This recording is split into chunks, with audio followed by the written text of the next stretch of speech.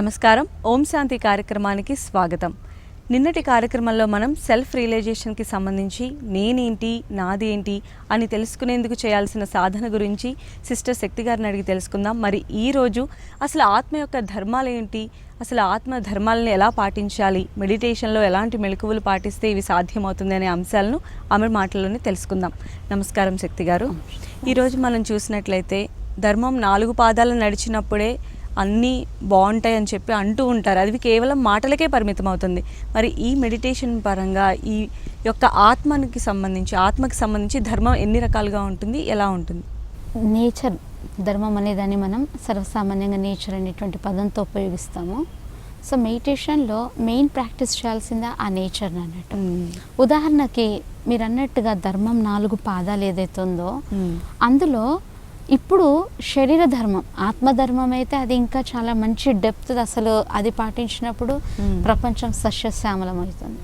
కానీ శరీర ధర్మం అయినటువంటి నీరే అనుకోండి, ఈ రోజుల్లో మన పిల్లలు కోకోకోలా తీసుకోమంటే వెంటనే ఇంట్రెస్ట్ చూస్తారు. కానీ నీరు అనగానే ఆలోచిస్తారు. తల్లిదండ్రులు పిల్లలకి నీరు తాగు. ఈ మధ్యలో కూడా ఎండతో ఆ నీరు అనేటువంటిది, అంటే శరీర ధర్మం ఏదైతే ఉందో దాన్ని మనం నిర్వహించినప్పుడు శరీరం జబ్బు పడుతుంది. కానీ ఆత్మధర్మాన్ని కనుక మనం విస్మరించినప్పుడు కేవలం శరీరం జబ్బు పట్టమే కాదు, ఏదైతే యుగం ఉందో ఈ యుగంలో అన్ని రకాలైనటువంటి రుగ్మతలు, అది శారీరక, మానసిక, సామాజిక అన్ని రకాలైనటువంటి సమస్యలు మనం ఈరోజు ఏదైతే సమాజంలో ఎదుర్కొంటున్నామో, అసలు చిన్న పిల్లలనండి, అకాల మృత్యు అనండి, ఇదంతా కూడా అధర్మం. అయితే ఈ ధర్మంను పాటించడానికి ఎలాగైతే మనం నిన్న ఎపిసోడ్లో తెలుసుకున్నాం, నేను అనేటువంటిది, నాది అనేటువంటిది, ఆ నేను అనేది ఏదైతే సోల్ ఫీల్ అవుతామో, ఆత్మని ఫీల్ అవుతామో, ఓంకారంతో ఫీల్ చేస్తామో, దాంతోపాటు నేచర్ ఆఫ్ ద సోల్, ఆత్మ యొక్క ధర్మము, దాన్ని ఫీల్ చేయాలి. శరీర ధర్మం 5 తత్వాలు: గాలి, నీరు, వాయువు, ఆకాశము, అగ్ని, పృథ్వీ. ఈ 5 తత్వాలతో శరీరం తయారైంది. అలా ఆత్మ యొక్క ధర్మం ఏదైతే ఉందో అది నేను మీకు అడుగుతాను, మీరు చెప్పండి. పేదవాళ్ళు కానీ, గొప్ప వాళ్ళు కానీ, విదేశీ కానీ, స్వదేశీ కానీ, చదువుకున్న వ్యక్తి కానీ, చదువు రాని వ్యక్తి కానీ, ప్రతి ఒక్కరూ ప్రతి కృషి చేసే దాని వెనక ఏది కావాలని ఈ ఉరుకులు పరుగులు, అల్టిమేట్గా ఏం ఆశించి ఇప్పుడు అన్ని కంఫర్ట్స్ వచ్చాయి, వాళ్ళు ఏం ఫీల్ అవుతారు, దాంతో ఏం పొందాలనండి తపన? ఆత్మసంతృప్తి. ఇంకా ఇప్పుడు మంచి సోఫా సెట్ ఉంది, మంచి సోఫా సెట్ పొందగానే వాళ్ళకి ఏం కలుగుతుంది? ఫీలింగ్, సంతోషం. అది ఆత్మధర్మం. శాంతిగా ఉండాలి అనుకుంటాం. మ్యారేజ్ ఎందుకు చేసుకుంటే అన్ని బాధ్యతల్లో కోఆపరేషన్ ఉంటే ప్రశాంత జీవితం కొనసాగుతుంది. శాంతి ఆత్మధర్మం. అంటే మనిషి ఏ విధంగా ప్రయత్నం చేసినా అల్టిమేట్గా ఆత్మధర్మాన్ని ఫీల్ చేయటానికే మనిషి యొక్క ఉరుకులు పరుగులు. ఆ ధర్మమే శాంతి, ప్రేమ, ఆనందము, శక్తి, దయ. ఇది ఆత్మ యొక్క ధర్మం అన్నట్టు. ఇవి పొందటానికే మనిషి యొక్క పూర్తి ప్రయత్నం. కానీ అన్ఫార్చునేట్లీ ఈ ప్రయత్నం పక్కకి వెళ్ళిపోయి పరిగెడుతున్నాం. అదే మరి దానికి సమాధానము ఇప్పుడు మనం తప్పనిసరి తెలుసుకోవాల్సిన సమయం ఆసన్నమైంది. ఎందు గురించి మన ధర్మాన్ని కోల్పోయినప్పుడు, ఉదాహరణకి ఒక కంపెనీ ఏదైనా ప్రోడక్షన్ ఇచ్చినప్పుడు, అది వెహికల్ కావచ్చు, ఏదైనా కావచ్చు, మొబైల్స్ కావచ్చు, ఎంత మంచి కమ్యూనికేషన్, కానీ దాంట్లో కొంతమంది పిల్లలకి ఎలక్ట్రానిక్ ఐటమ్స్ వాడుతూ రేడియేషన్ వల్ల, అవును, రేడియేషన్ కానీ వైల్ ఛార్జింగ్ అవుతూ ఉంటే మాట్లాడుతుంటే కొన్నిసార్లు పేలిపోవటం, అంటే అది దాని ఇన్స్ట్రక్షన్స్ను మనం ధర్మం అని అంటాం. ఆ ఇన్స్ట్రక్షన్స్ను పాటించినప్పుడు కలిగే నష్టం అసలు ఊహించలేము. అలా ఆత్మధర్మాన్ని కోల్పోయినప్పుడు కలిగే నష్టమే కలియుగం. మీరు అన్నట్టు ధర్మం 4 పాదాలుగా ఉన్నప్పుడు అసలు ఆ సస్యశ్యామలమైనటువంటి యుగాన్ని మనం ఎంత అద్భుతంగా ఉంటుందనేది ఊహకందదండి. కానీ ఈరోజు మన నేచర్ ఏదైతే రియల్ నేచర్, పీస్, శాంతిని వదిలేసుకొని ఎక్కడికో పోతుండే. మళ్ళీ ఎందు గురించి ప్రయత్నం? ఒక చిన్న కథ చెప్పమంటా అండి. ఒక కోతి, కుందేలు చాలా ఫ్రెండ్స్ అన్నట్టు, ఎంత మంచి ప్రాణమిత్రులు. ఎడారిలో ప్రయాణం చేస్తుంటుంది కుందేలు. కోతి మధ్యలో ఎంటర్ అవుతుంది. ఎక్కడికి వెళ్తున్నావు కోతి గారు అని అడిగితే కోతి ఏం చెప్తుంది, నాకు చాలా దాహం వేస్తుంది, అక్కడ నీరు కనబడుతుంది కదా అక్కడికి వెళ్తున్నాను అంటున్నాను. కుందేలుకు తెలుసు అది ఎండమావి, అదే అంత దూరం ప్రయాణం చేసినా నీరు దొరకదు. కోతికి చెప్తుంది, మిత్రమా అది ఎండమావి, నీరు లేదు, నువ్వు ఎందుకు ప్రయాణం చేయ. అప్పుడు కోతికి ఎంత ఆవేశం వస్తుందంటే, స్వార్థంతో నాకు ఇంత మంచి మిత్రుడైనా ద్రోహం చేయాలని చూస్తున్నావు, అంత చక్కగా స్పష్టంగా నీరు కనబడుతుంటే నువ్వు నీరు లేదంటావేంటి, ఎందుకంటే ఎండమావి యొక్క నాలెడ్జ్ కోతికి లేదు. సో దాంతో ఆ కోతి ఆవేశంలో వచ్చేసి కుందేలుని హింసించి నీటి గురించి ప్రయాణం చేస్తూ చేస్తూ చేస్తూ చేస్తూ ఎడారిలో చివరికి అది కూడా ప్రాణాలు విడిచేస్తుంది. అలా మనం సంబంధ బాంధవ్యాలలో ఈరోజు సమాజంలో ఎవరైనా మనకి ఒక మంచి మాట చెప్పబోతే వారే మన శత్రువేమో, ఎందుకంటే ప్రాక్టికల్గా కనపడుతుంది కదా సంతోషం అనుకుంటారు. కృత్రిమ ఆనందాలు, ఇప్పుడు అమెరికన్ భూతల స్వర్గం అంటారు, అక్కడికి వెళ్ళిన ఎంత ఆనందం ఉంటుందో అని రెక్కలు కట్టుకొని ఎగిరిపోతారు. వారు అన్నీ మేము కోల్పోయినాం, మళ్ళీ తిరిగి భారతీయ సంస్కృతి ద్వారానే ఇది లభిస్తుందని వారు మన దగ్గరికి వస్తారు, మనం అక్కడికి వెళ్తున్నాం. సో కనపడుతుంది అని అనుకుంటాం, బట్ అది ప్రాక్టికల్గా రియల్ హ్యాపీనెస్ కాదన్నట్టు. సో రియల్ హ్యాపీనెస్ ఎందులో ఉంటుంది, ఇప్పుడు శరీరానికి కోకోకోలానో లేదంటే ఆల్కహాలో ఏదైనా ఇవ్వటం వలన క్షణిక ఆనందం ఉంటుంది, కానీ అది రియల్ హ్యాపీనెస్ కాదు. ఈరోజు రేపులో ప్లేయర్స్ కూడా ఎవరైనా తీసుకుంటే పొరపాటునైనా మనం రాంగ్ అంట, ఎందుకంటే అది మన శరీర ధర్మం కాదు కాబట్టి. అలా ఆత్మధర్మం, మనం మన ఈగోను సాటిస్ఫై చేసుకుంటాం, మన అహంకారాన్ని సాటిస్ఫై చేసుకోవడానికి ఎదుటి వాళ్ళని ఆవేశంతో విభిన్న రకాలుగా వ్యవహారంలో ఇన్సెక్యూరిటీతో అవమానపరచటం, అహంకారంతో నన్ను ఎక్కడ నింద చేస్తారో అని ముందుగానే నింద చేయడం. సో మెడిటేషన్లో మనం ఈ గుణాలను ఫీల్ చేస్తాం, ఆత్మ యొక్క నేచర్ ఏదైతే ఉందో ఆ నేచర్ను ఫీల్ చేస్తుంటాం. ఆత్మానుభూతిలో ఉన్నటువంటి వ్యక్తికి జయము పరాజయము, ఓటమి గెలుపు, గౌరవము అవమానము, పొంగిపోరు కృంగిపోరు, అది సో స్టేబుల్గా ఉంటుంది. స్థితి ప్రజ్ఞత అంటారు, అలాంటి స్థితి యోగికి కలుగుతుంది అన్నట్టు. సో ఎలాగైతే ఈ యొక్క ఆత్మ నేచర్స్ మనం విన్నామో, అదేవిధంగా మనిషి ఎప్పుడైతే యోగ సాధన చేయాలనుకుంటారో, ఉదాహరణకు చూడండి, మీ మనసులో ఏం నడుస్తుంది, ఇప్పుడు మీరు చాలా సంతోషంగా ఉన్నారు, ప్రమోషను సంథింగ్ ఏదైనా మంచి జరిగింది. సో మొదట మన ఇంత పెద్ద శరీరంలో అది ఎక్కడ కనపడతాయి భావాలు, కళ్ళలో పెదాల పైన. అందుకని మనం చెప్తున్నాం face is index of mind అని. అంటే ఫస్ట్ ఇంత పెద్ద శరీరంలో ఆత్మ ఎక్కడ ఉంటుంది అని అంటే బ్రుకుటి మధ్యస్థానంలో. సో మెడిటేషన్లో మనం అది అభ్యాసం చేస్తాం. బ్రుకుటి మధ్యస్థానంలో ఆ చైతన్యమైనటువంటి శక్తి ఆత్మ విరాజమానమై ఉంది. ఓం శాంతి కార్యక్రమంలో చిన్న విరామం తీసుకుందాం.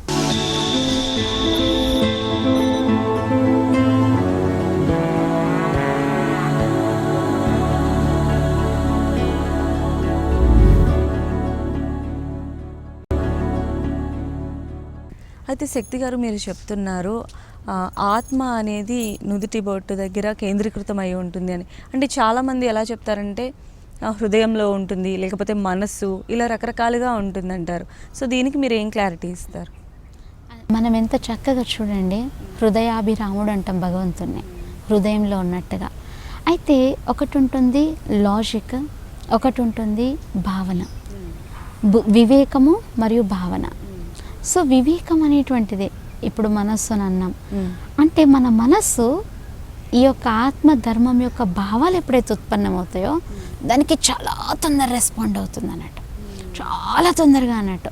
ఎంత తొందరగా రెస్పాండ్ అవుతుందనంటే మీరు చూడండి, ఆవుకి మొదట పాలు పిండడానికి డైరెక్ట్ ఆ పాలు గోపాలుని గోకాపరిని పంపించిన అనుకోండి, ఇవ్వదు పాలు. మొదట దూడను వదిలేండి, ఆ ప్రేమ అనేటువంటి ఫీలింగ్తో ఇమీడియట్గా ఆ పొదుగులో పాలు వచ్చేస్తాయి.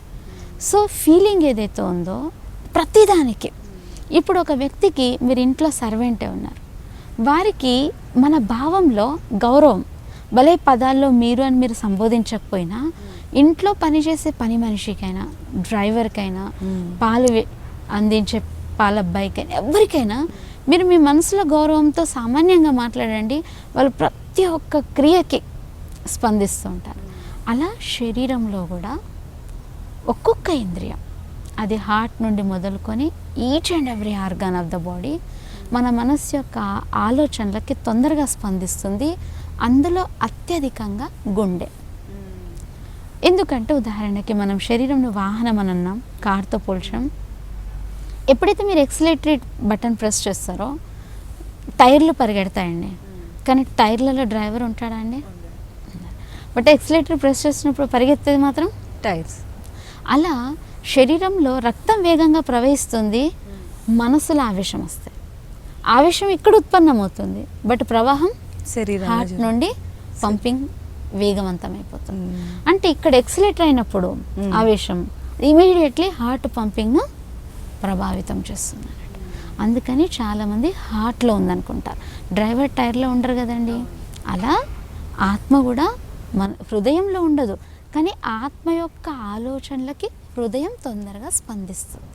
ఓకే, మరి మనస్సుకు సంబంధించి సో ఏదైతే బ్రెయిన్ ఉంది, మనం మన చాలా గొప్ప శాస్త్రవేత్త ఉన్నారు కదా, అరిస్టాటిల్ కానివ్వండి, ఆల్బర్ట్ ఐన్స్టీన్ కానివ్వండి, ఒక వ్యక్తి ఏమనుకున్నారంటే వీరి బ్రెయిన్ చాలా ఎక్సలెంట్ అని వారి యొక్క బాడీని డిసెక్ట్ చేసి బ్రెయిన్ గమనిస్తే సామాన్యమైన మనిషి యొక్క బ్రెయిన్ నిర్మాణము వారి బ్రెయిన్ నిర్మాణము same. Brain and mind different అన్నట్టు. అంటే ఆ బ్రెయిన్ ద్వారా మనసు పనిచేస్తూ ఈ శరీరాన్ని నియంత్రిస్తుంది అన్నట్టు. సో అందు గురించి మెడిటేషన్లో ఈ బ్రెయిన్ అనేది పార్ట్ ఆఫ్ ద బాడీ అన్నట్టు, బట్ మైండ్ అనేది దాని నుండి వేరు అన్నట్టు. ఓకే, అయితే ఈ మెడిటేషన్కి సంబంధించి ఇంకా ఏ ఇతర జ్ఞానేంద్రియాలు ప్రభావితం ఉంటాయంటారు?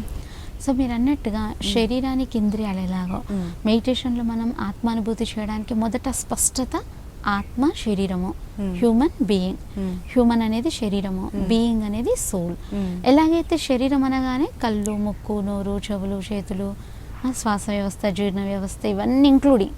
అలా ఆత్మ అనగానే మనసు, బుద్ధి, సంస్కారం, ఈ మూడింటి యొక్క సమ్మేళితం అద్భుత శక్తి ఓం, సోల్, బీయింగ్. సో మనస్సు గురించి ఎలాగైతే కళ్ళు చూస్తాయి, కళ్ళు వినవండి, అవును, చెవులు వింటాయి, చూడలేవు. అలా మనస్సు ఆలోచిస్తుంది, నిర్ణయించదండి. ఆలోచన శక్తికి పేరు మనస్సు. ఓకే, సో ఏ పని చేయాలన్నా కొంతమంది అనుకుంటారు మెడిటేషన్ అంటే మనస్సును ఎక్దం స్థిరంగా ఉంచడం అని. కానీ మెడిటేషన్లో మనస్సును జాగృత అవస్థలో ఉంచాలి, పాజిటివ్ వైపు కనెక్ట్ చేయాలి. కానీ మనస్సును ఆపివేయడం సాధ్యం కాదు. ఓకే, నెక్స్ట్ బుద్ధి గురించి. బుద్ధి అనేటువంటిది నిర్ణయ శక్తి అన్నట్టు. ఆలోచనలో ఒక క్రియ గురించి, ఉదాహరణకి మీరు కాలేజ్లో జాయిన్ అయ్యే ముందు ఏ కాలేజ్లో జాయిన్ అవ్వాలి, ఏ సబ్జెక్ట్ తీసుకోవాలి, షాపింగ్ మాల్కి వెళ్ళారు, ఏ కలర్ డ్రెస్ తీసుకోవాలి, ఏ కలర్ శారీ తీసుకోవాలి, కాటనా, పట్టునా, ఇద్దా, మెనీ థాట్స్, బట్ డెసిషన్ కేవలం ఒకటే ఉంటుంది. కానీ మనసు అత్యధికంగా ఏదైతే ఆలోచనలను ఉత్పన్నం చేస్తుందో స్వతహాగా నిర్ణయం అటువైపు ఉంటుంది. అందు గురించి ఇక్కడ మెడిటేషన్లో అంటే ఆలోచన శక్తి మనసు అవుతే నిర్ణయ శక్తి బుద్ధి, అందులో సందేహం లేదు. కానీ నిర్ణయం మనసు యొక్క ఆలోచనల పైన ప్రభావితమయ్యేటువంటి అవకాశం అధికంగా ఉంటుంది. బుద్ధిని మనం వర్ణించాలంటే ఒక ఫిల్టర్ లాంటిది, లేదా ఒక తరాజు లాంటిది. అధికంగా ఒకవేళ థాట్స్ కనుక పాజిటివ్ ఉంటే నిర్ణయం కూడా పాజిటివ్గా ఉంటుంది. అధికంగా ఆలోచనలు నెగిటివ్ ఉంటే నెగిటివ్గానే ఉంటుంది, నిర్ణయం కూడా నెగిటివ్. ఓకే, సో ఆలోచనలు 4 రకాలుగా ఉంటాయి: పాజిటివ్, నెగిటివ్, వేస్ట్, నెసెసరీ. కొన్ని అవసరమై ఉండొచ్చు, కొన్ని అనవసరమై ఉండొచ్చు, కొన్ని మంచి, కొన్ని చెడు. అలా 4 రకాల సమ్మేళిత ఆలోచనలు ఉంటాయి. కానీ నిర్ణయం ఒకటే ఉంటుంది, మంచి లేదా చెడు. సో తర్వాత నిర్ణయించిన తర్వాత ఏర్పడేటువంటిది సంస్కారం. సంస్కారం. మరి ఈ సంస్కారాన్ని ఎలా డిఫైన్ చేయొచ్చు అంటే, అసలు యోగ సాధనలో కొంతమంది చెప్తుంటారు బ్రహ్మదేవుడు దిగొచ్చిన మారడని అంటుంటారు. మనం వాడుకగా ఎవరి గురించి అయినా చెప్పాలి అనుకుంటే మొండిగా ఉన్న వాళ్ళ గురించి. సంస్కారం అనేది సామాన్యమైన భాషలో మనం అలవాట్లను హ్యాబిట్ అనో అంటుంటాం. సో ఈ సంస్కారాల యొక్క పరివర్తననే సాధన రాజయోగం. ఎలాంటి కఠిన సంస్కారాలైనా కొంతమందికి అండి స్వతహాగా అబద్ధం చెప్పి అలవాటు ఉంటుంది. అక్కడ అవసరం కూడా ఉండకపోవచ్చు, కానీ వాళ్ళకి అలా అలవాటు. అలా కొంతమందికి దాన స్వభావం ఉంటుంది. భలే వాళ్ళ దగ్గర తక్కువ ఉండొచ్చు, గ్లాస్ ఆఫ్ వాటర్ ఉండొచ్చు, వాళ్ళకి కూడా దాహం అవుతుండొచ్చు, హాఫ్ గ్లాస్ ఇంకొకరికి ఇస్తారు, హాఫ్ గ్లాస్. అప్పుడు మనం ఏమంటాం, పుణ్యాత్ముడు, ధర్మాత్ముడు. ఒకవేళ కొంతమందికి ఉంటుంది, మీకు తర్వాత తీసుకొచ్చిన ముందు నాకు ఇవ్వండి, నేను నీకు తెచ్చిస్తాను, తీసుకోవాలి. అదే అదే పాపాత్ముడు. ఆత్మకి మనం సంబోధిస్తాం కానీ శరీరానికి సంబంధించాం. పాప శరీరుడు, పుణ్య శరీరుడు అని అనం. పాపాత్ముడు, పుణ్యాత్ముడు అని. ఎందుకంటే ఈ సంస్కారం అనేటువంటిది ఆత్మలో ఉంటుంది, దేహానికి ఉండదు అన్నట్టు. అందు గురించి ఆ విధంగా మనం వర్ణిస్తుంటాం. అలా ఆత్మ అనేటువంటిది ఈ బీయింగ్ ఎనర్జీ ఏదైతే ఉందో, మనసు, బుద్ధి, సంస్కారం. మనసులో ఆలోచనలు అనేటువంటివి తరంగాల మాదిరిగా ఉంటాయి. ఎక్కువ నెగిటివ్ ఆలోచించి అనుకోండి, ఫస్ట్ ఎక్కడ పెయిన్ స్టార్ట్ అవుతుందండి? నెగిటివ్గా ఆలోచించినప్పుడే స్టార్ట్ అవుతుంది. ఎక్కడ పెయిన్ స్టార్ట్ అవుతుంది? ఎప్పుడైనా గమనించారా, ఫీల్ చేశారా? ఎక్కువ ఫస్ట్ చాలా థాట్స్ రాగానే వచ్చేస్తుంది. దీంతో ఒకటి ప్రూఫ్ అవుతుంది, థాట్ ఎనర్జీ ఇక్కడ క్రియేట్ అవుతుంది. అందుకని నెగిటివ్ థాట్స్ రాగానే మనం హెడేక్ ఫీల్ అవుతాం. దాని తర్వాత నెమ్మదిగా ఎక్కువ అవుతూ హార్ట్ కానీ ఎసిడిటీ కానీ అన్నింటిపైన నెమ్మదిగా ప్రభావం చూపిస్తుంది. కానీ మొదట ఎక్కడైతే సోల్ ఉంటుందో దాంట్లో ఫస్ట్ భాగం ఏదైతుందో మనసు. సో ఆ మనసులో ఆలోచనలు అనేటువంటివి పాజిటివ్ ఉన్నప్పుడు సంతోషం, అది కూడా ముఖంలోనే కనపడుతుంది. అదే నెగిటివ్ అయినప్పుడు నొప్పి, అది కూడా మనకి ముఖంలో కనిపిస్తుంది అన్నట్టు. ఓం శాంతి కార్యక్రమంలో మరొక చిన్న విరామం.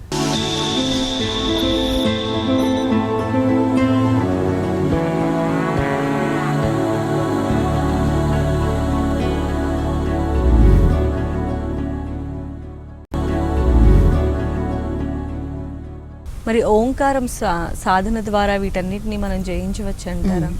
అయితే ఇప్పుడు ఓంకారం ఏదైతే మనం, ఉదాహరణకి మన ప్రైమ్ మినిస్టర్ అనుకోండి, ఇప్పుడు సామాన్యంగా మన భారతదేశంలో ఉన్నటువంటి ప్రజలందరికీ ప్రైమ్ మినిస్టర్ ఎవరు అంటే అందరికీ తెలుసు. అదే వాళ్ళ పార్టీలో ఉన్నటువంటి కోర్ మెంబర్స్ ఎవరైతే ఉంటారో వాళ్ళకి మనకు తెలిసినంతే తెలుసా, ఇంకెక్కువగా తెలుసా అండి? కొంచెం ఎక్కువే తెలుసు. అదే వాళ్ళ లైఫ్ పార్ట్నర్ ఉంటారనుకోండి, వాళ్ళకి కంప్లీట్ ఇంకా అధికంగా తెలుస్తుంది.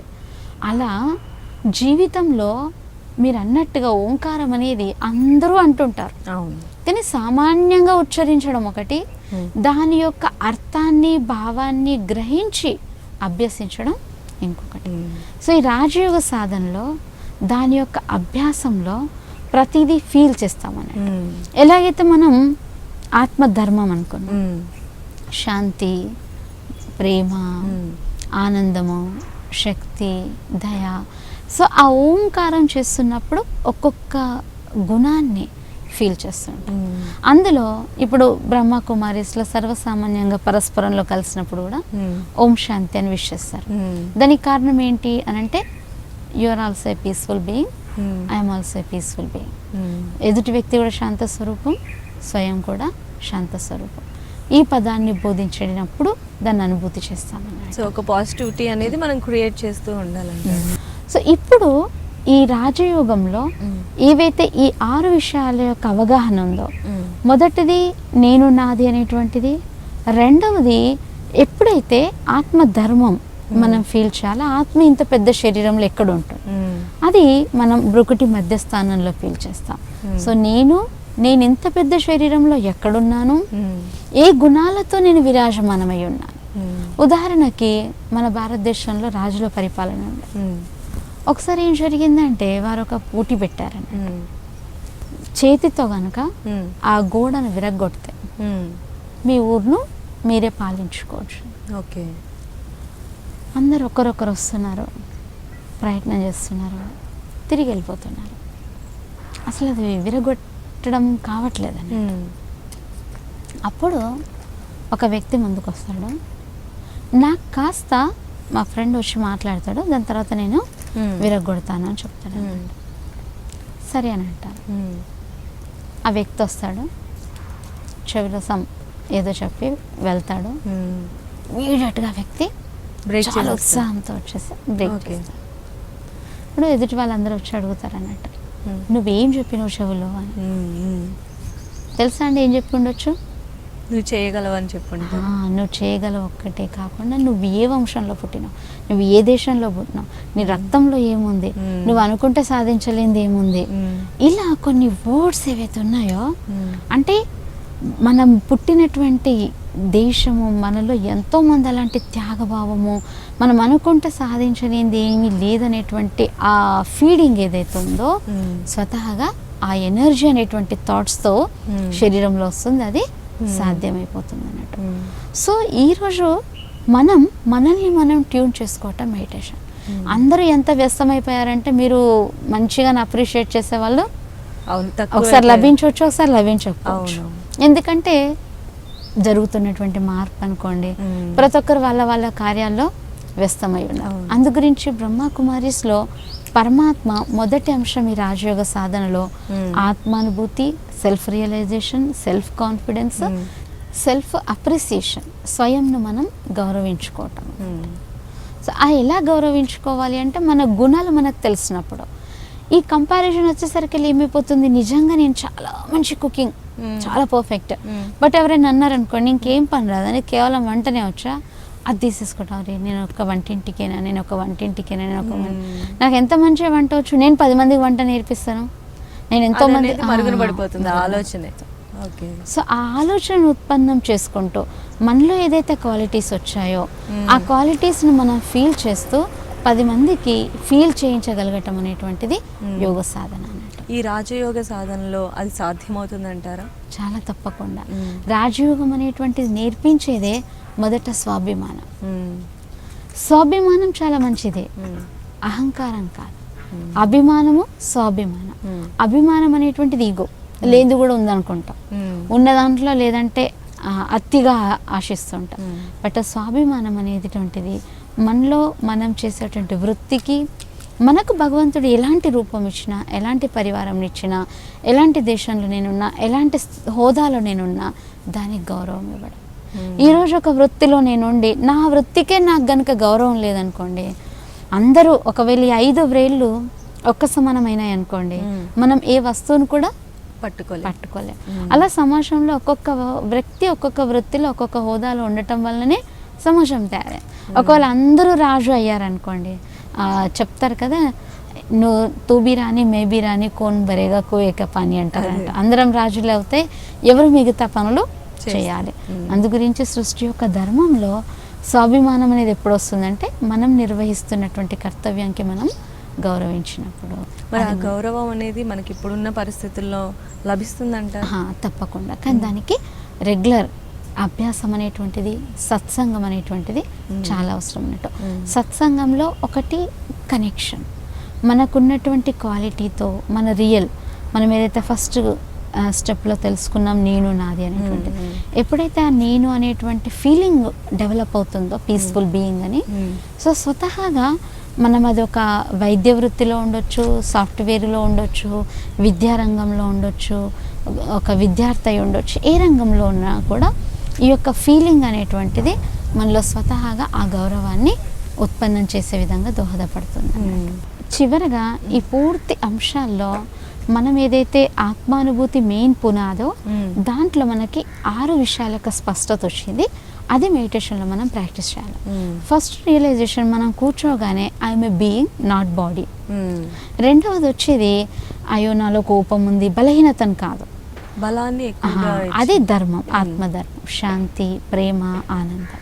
మూడవది, ఇంత పెద్ద శరీరంలో వేరైరిసే, నేను ఇక్కడ బ్రుకుటి మధ్యలో ఉన్నాను.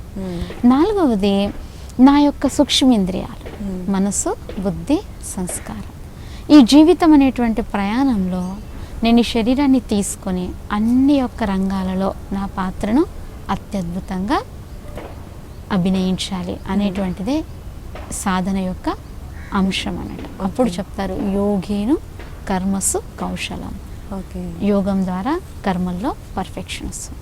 మరి అదే పర్ఫెక్షన్ ఆశిస్తూ అందరం కూడా ఆనందంగా జీవించాలనేటువంటి సదుద్దేశంతో ఆత్మానుభూతి యొక్క ఈ అంశానికి మనం thank you so much sister Shakti garu. ఈరోజు మాకు సెల్ఫ్ రియలైజేషన్కి సంబంధించి ఆత్మ ధర్మాల గురించి చాలా చక్కగా ఎక్స్ప్లెయిన్ చేశారు. థ్యాంక్ యూ సో మచ్ అండి. ఇది వాళ్ళ ఓం శాంతి కార్యక్రమం. మరో ఎపిసోడ్లో మళ్ళీ కలుసుకుందాం. నమస్కారం.